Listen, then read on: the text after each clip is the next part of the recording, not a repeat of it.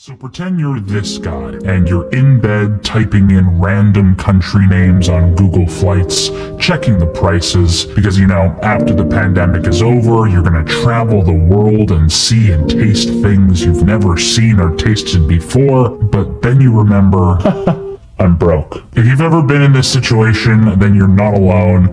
Throughout most of my life, I always found that no matter how much money I made per hour in any of the weird jobs I worked, by the end of the month, I was always broke. It's like somebody had a giant tube connected to my bank account and was just siphoning money away gradually until by the week before payday, I was living on like ramen and eggs. But I noticed something. The reason I was broke wasn't because there was some third party involved. The problem was me, and I was succumbing and falling prey to the 3 most common money mistakes that most people make, and unless you correct these 3 things, you'll probably end up in that exact same situation. But if you do correct the mistakes, then you may find that at the end of the month, you'll just be a little bit, your wallet will be a little bit fatter, and your tummy just a little bit more full. I said tummy again. I hate that word. Okay, mistake number 1. You're succumbing to lifestyle inflation.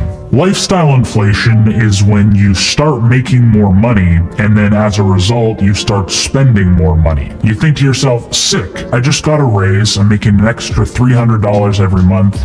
Now I can probably afford a Disney Plus subscription, I can buy those Nike Air Force Ones, and I can hit the pub tonight with Jim and Rand. Lifestyle inflation, in essence, comes from the weird fallacy that, okay, rich people have nice things, and since I'm making a little bit more money and getting a little bit more rich myself, then I should start buying nice things like the rich people. But in reality, somewhere deep in your subconscious mind, you know that the reason people are rich is because they have money.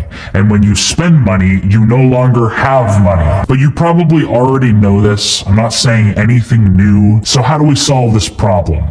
Well, first of all, it's an awareness thing. We have to be aware of this thing called the hedonic treadmill. The hedonic treadmill is a metaphor for the idea that an individual's level of happiness tends to return to where it started, a set point, regardless of good fortune or negative life events the person experiences. So in essence, you can go balls to the wall and spend money on the most lavish and ridiculous things in life. If you get millions and millions and billions of dollars, you'll always be able to find things to spend the money on, and those things can be really shiny and really cool. But the fact of the matter is, within a couple of days, couple of weeks, you're just going to return to that baseline happiness. So if you want to fix your lifestyle inflation and your incessant need to buy things all the time to make you happy, first be aware of the hedonic treadmill, and the next thing to do is to fix mistake number 2,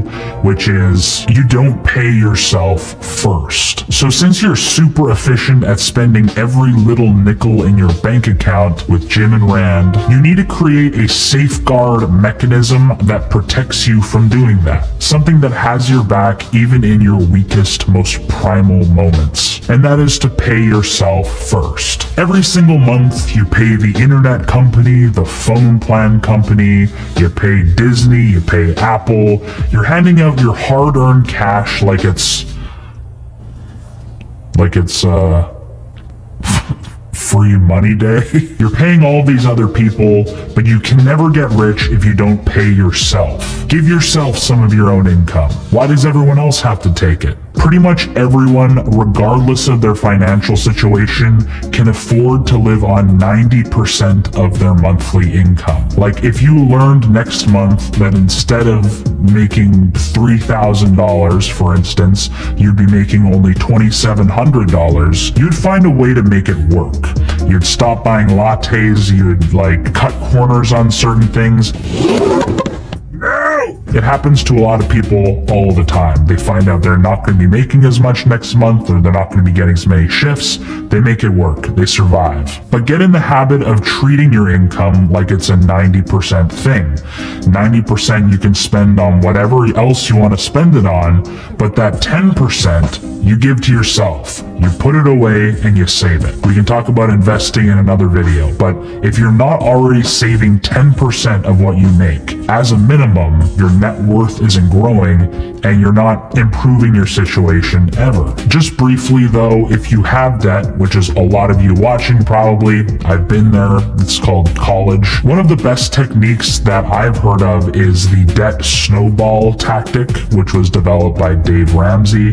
And that's basically just the idea of paying off your smaller chunks first. So your smaller loans, maybe it's a small credit card, then you move up to your bigger credit card, then you move up to your car, and then your student loans. And this kind of goes against the notion that you have to tackle the debts with the highest interest rates first. And while that's mathematically true, a lot of people just don't do it. You know, they didn't get into debt because they were smart with math.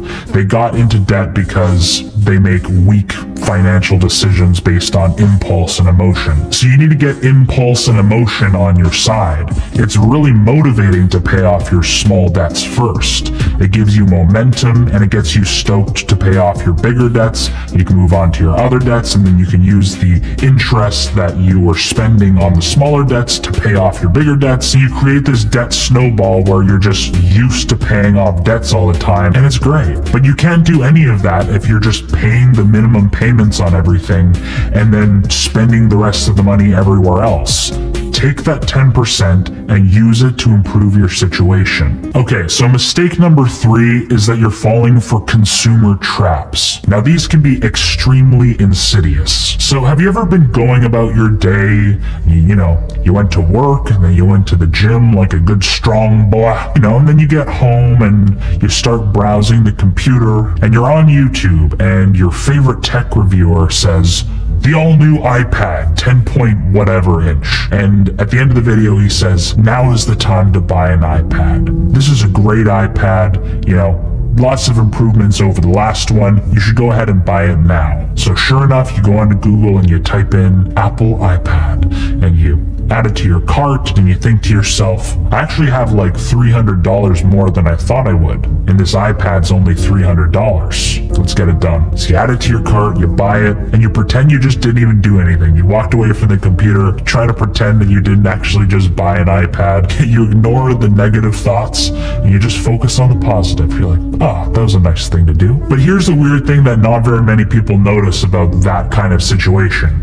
You went your entire day without even thinking about an iPad. You were just living your life unaffected by this iPad, totally content without needing an iPad. And had you not watched that YouTube video, you'd have had a great night's sleep and you would have been $300 richer. But because of how marketing works, all of a sudden, when you come across the ad for the iPad or something promoting the iPad, it becomes the most important and tempting thing in your entire world. You have this deep sense of lack about not having this thing, and buying this thing would really just put that to rest. That's marketing. That's a consumer trap. It's like a bunch of little Fruit Loops on a trail leading you to spending money. In my own life, the biggest consumer trap in my entire existence is camera equipment. And my brain has this rationalization that, I'm a YouTuber and I'm really into video stuff, so I gotta stay on top of the latest tech. But every time I stay in this consumerist mentality, I produce way less. And if I've learned anything about being a YouTuber, is that in order to succeed, I need to produce a lot more than I consume. That's kind of the way it goes in life. If you're constantly on social media, on YouTube, and you've subscribed to all these like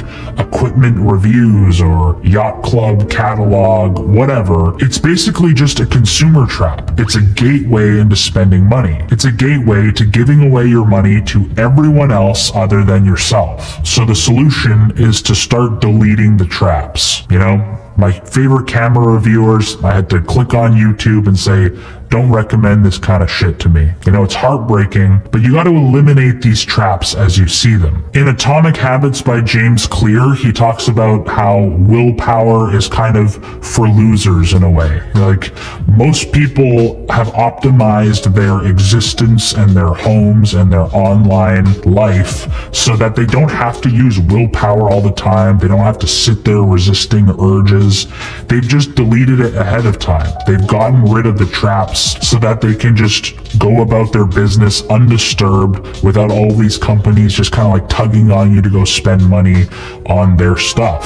So don't succumb to lifestyle inflation. Pay yourself first, and then eliminate these consumer traps, and you'll be so much better off. You'll have so much more extra money lying around. And if you want to learn more about personal finance without getting into like the crazy mind-numbing numbers, talking about Roth IRAs and 401ks and investments and all of that, then I highly recommend checking out a book called The Richest Man in Babylon, using today's video sponsor Audible. And The Richest Man in Babylon was the very first personal finance book that I ever read, and it's written in such easy to understand terms, and it has a sort of an ancient Babylonian vibe to it. It takes you on this journey. It feels like you're not even really learning about finance, it's just good storytelling, but you are, and it really sticks with you. And I highly recommend the Audible version specifically because the guy narrating it, his voice is just liquid gold. And for those of you who don't know, Audible is the leading provider of spoken word entertainment and audiobooks, ranging from bestsellers to celebrity memoirs, news, business, and self-development. Every single month, Audible sends you 1 credit, which you can spend on any audiobook of your choice, regardless of price. And you also get 2 Audible originals, and Audible members also get access to a bunch of news digests if you're into that kind of thing, and guided meditation programs, which is also really cool. And one of my favorite things about Audible is that if you cancel your subscription at any point, you still keep your entire library of audiobooks, including the audiobooks that you got for free using their credit system. So it's kind of a no-brainer. So to sign up for your free 30-day trial,